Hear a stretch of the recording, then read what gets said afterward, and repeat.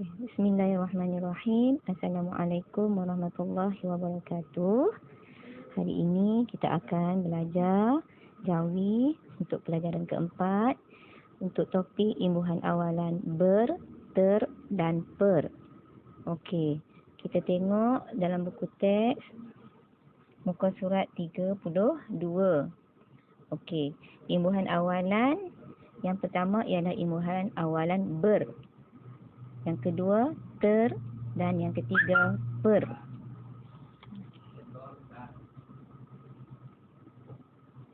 Okey, seterusnya kita tengok di muka surat 33.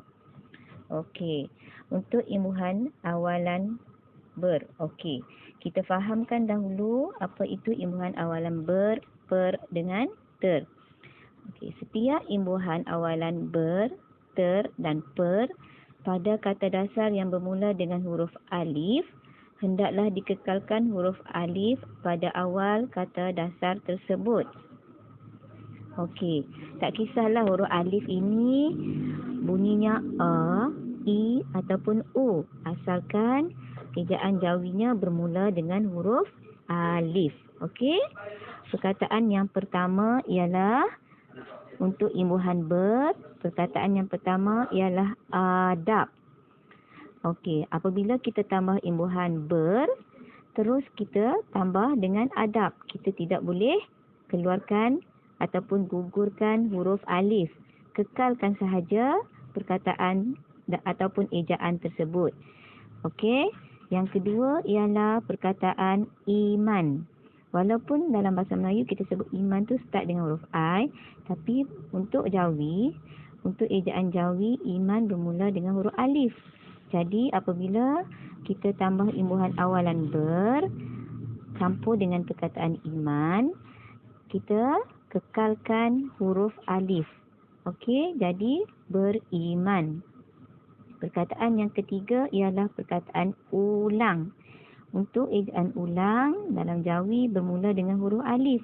Jadi kita tetap kena kekalkan huruf alif apabila kita tambah imbuhan awalan ber. Jadi ber campur ulang akan jadi berulang. Okey. Untuk imbuhan ter yang kedua pula. Okey, perkataan yang pertama ialah perkataan abai. Okey, apabila kita tambahkan imbuhan awalan ter, kita berjumpa dengan perkataan abai, kita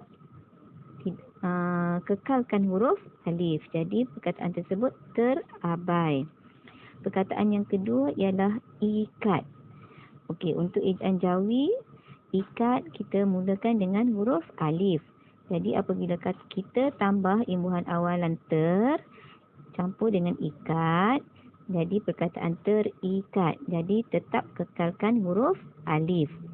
Untuk perkataan ketiga ialah perkataan usik. Usik pun ejaannya bermula dengan huruf alif. Untuk membunyikan u, kita letak alif waw. Okey. Jadi perkataan terusik, kita tetap kekalkan huruf alif. Okey. Manakala untuk imbuhan per. Okey, perkataan pertama ialah alih. Peralihan. Okey. Jadi apabila tambah imbuhan per, tetap kekalkan alif. Jadi peralihan. Tengok di ujung tu. Peralihan. Yang kedua ialah perkataan ingat. Bila kita tambah imbuhan per, tambah ingat, dan kita tambah juga imbuhan akhiran di belakang iaitu imbuhan an. Jadi peringatan. Okey. Yang perkataan ketiga pula perkataan ketiga ialah perkataan utus. Okey. Utus sama juga, kita tetap kekalkan alif apabila kita tambah imbuhan per. Jadi perutusan. Okey, untuk perkataan ini kita tambah imbuhan akhiran untuk melengkapkan perkataan tersebut.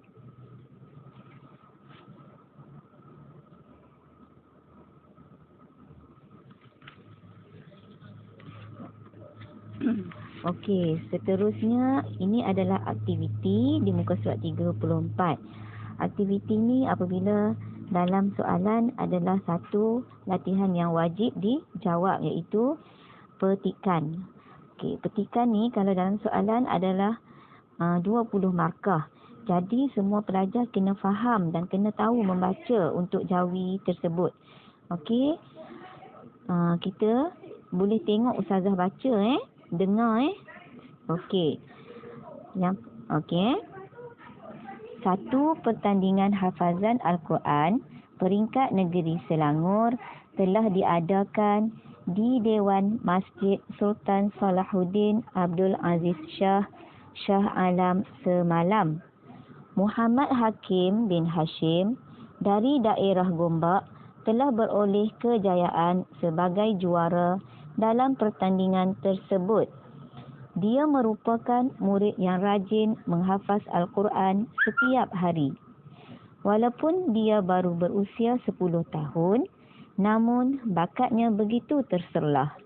Namanya sudah terukir sebagai peserta yang sangat dikagumi oleh peserta-peserta lain. Dia bercita-cita hendak menjadi pakar perubatan. Katanya, antara rahsia kejayaannya ialah menghafaz Al-Quran selepas solat subuh dan maghrib setiap hari.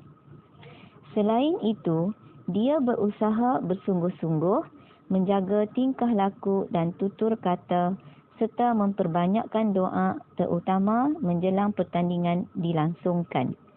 Ibu bapanya pula amat menjaga pemakanannya daripada perkara-perkara yang syubhah. Okey, dalam petikan ni ada yang berwarna merah kan? Perkataan yang berwarna merah. Jadi perkataan-perkataan tersebut adalah perkataan yang ditambah imbuhan awalan ber, per dan ter. Okey. Kita pergi kepada soalan petikan. Okey. Untuk soalan petikan yang pertama, di manakah pertandingan hafazan Al-Quran berlangsung? Okey. Kat sini kita boleh cari di dalam petikan perenggan pertama yang mula-mula sekali. Okey. Jawapan dia, satu, kamu boleh ambil terus daripada petikan kalau kita tak ambil daripada soalan tu. Okey, jawapannya, satu pertandingan hafazan Al-Quran peringkat negeri Selangor telah diadakan di Dewan Masjid Sultan Salahuddin Abdul Aziz Shah Alam semalam. Okey, boleh ambil sampai situ sahaja. Okey, soalan yang kedua. Siapakah juara pertandingan itu? Okey.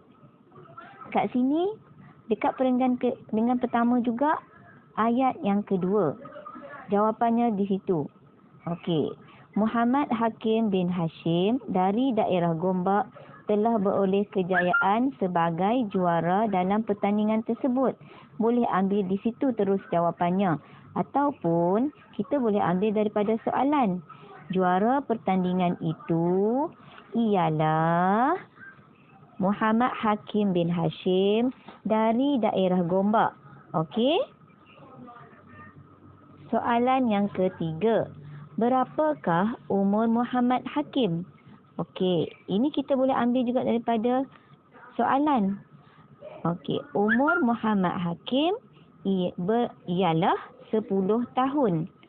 Ataupun kita boleh ambil daripada perenggan kedua. Okey, walaupun dia baru berusia 10 tahun. Di situlah yang kita dapat jawapan untuk soalan nombor 3. Soalan yang keempat. Apakah cita-cita Muhammad Hakim? Okey. Jawapan di sini di dalam perenggan kedua, ayat yang ketiga. Okey, jawapannya, dia bercita-cita hendak menjadi pakar perubatan. Okey, itu jawapan yang nombor 4. Ataupun kita boleh juga jawab, cita-cita Muhammad Hakim ialah menjadi pakar perubatan. Okey. Soalan kelima. tuliskan 2 rahsia kejayaan Muhammad Hakim. Yang ini kita boleh jawab. 2 rahsia kejayaan Muhammad Hakim ialah, terus ambil terus pun tak apa, dekat perenggan kedua. Okey. 2 rahsia kejayaan Muhammad Hakim ialah menghafaz Al-Quran selepas solat subuh dan maghrib setiap hari. Itu yang pertama. Dan yang kedua, dia berusaha bersungguh-sungguh menjaga tingkah laku dan tutur kata. Itu yang kedua. Untuk dia jawapan tu berada di perenggan ketiga. Okey? Perenggan ketiga. Okey, kat situ ada 3 jawapan kat situ. Tapi dia nak 2 sahaja. Dan yang ketiga tu, dia memperbanyakkan doa terutama menjelang pertandingan dilangsungkan. Okey. Soalan ke-6. Jika kamu bercita-cita menjadi seorang hafaz Al-Quran, apakah persediaan yang perlu kamu lakukan? Okey, ini adalah soalan kebat. Yang ini kamu kena jawab sendiri. Okey, macam mana nak jawab? Okey, sekiranya cita-cita saya menjadi seorang hafiz Al-Quran, persediaan yang perlu saya lakukan ialah, okey, kamu boleh jawablah apa-apa. Kamu akan berusaha bersungguh-sungguh, akan menjaga solat, sentiasa membaca Al-Quran. Okey, banyak benda yang baik yang boleh kamu lakukan. Okey, itu untuk soalan petikan. Okey, jadi yang ni apabila keluar soalan yang ini, kamu kena jawab dengan lengkap. Tak boleh jawab jawapan yang pendek. Kalau jawab jawapan yang pendek, markah akan kurang.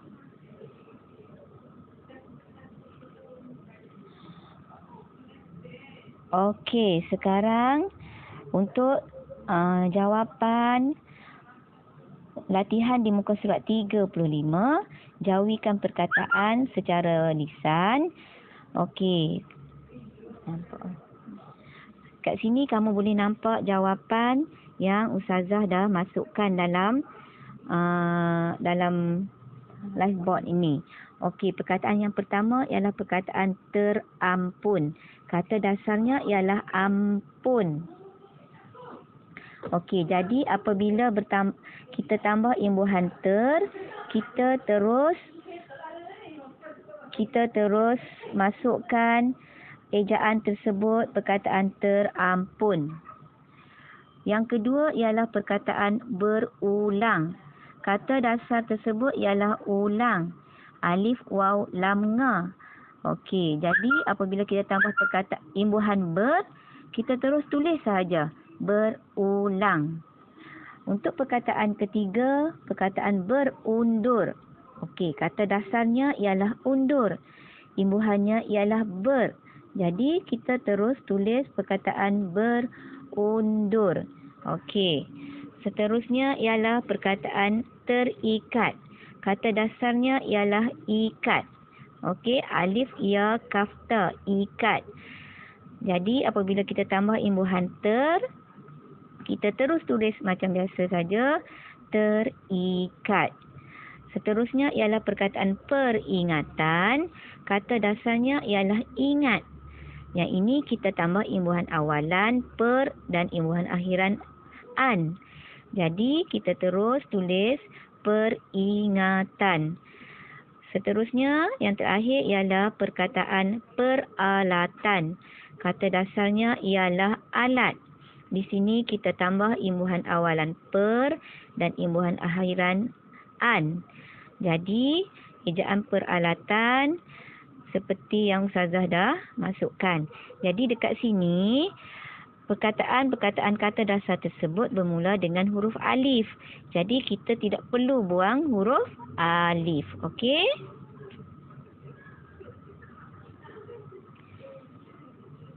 Okey, sekarang kita tengok pula latihan di muka surat 36. Okey, di sini ada jawapan yang Ustazah dah masukkan. Okey, soalan yang pertama. Beruntunglah mereka yang telah berusaha bersungguh-sungguh sehingga beroleh kejayaan cemerlang. Okey, dekat liveboard ni, Ustazah dah bagi jawapan dekat situ. Cuma kamu tukarkan untuk perkataan ejaan mereka. Huruf kaf tu adalah kaf yang biasa. Kaf yang tarik atas. Tak ada huruf hamzah. Okey, kemudian ke perkataan sehingga. Begitu juga. Tak ada huruf hamzah. Kamu tarik atas, letak titik ya. Kemudian perkataan kejayaan iaitu adalah hamzah 3 suku. Okey, letak di tengah-tengah huruf alif. Okey. Seterusnya nombor 2. Soalan nombor 2. Jangan sekali-kali kita meremehkan sesuatu perbuatan baik walaupun hanya senyuman. Okey. Di sini tak ada perkataan baik yang kita kena betulkan sikit di mana hamzah itu adalah hamzah 3 suku. Okey, bukan hamzah sejajar. Okey, sebab di dalam tulisan handphone ni Ustazah tak dapat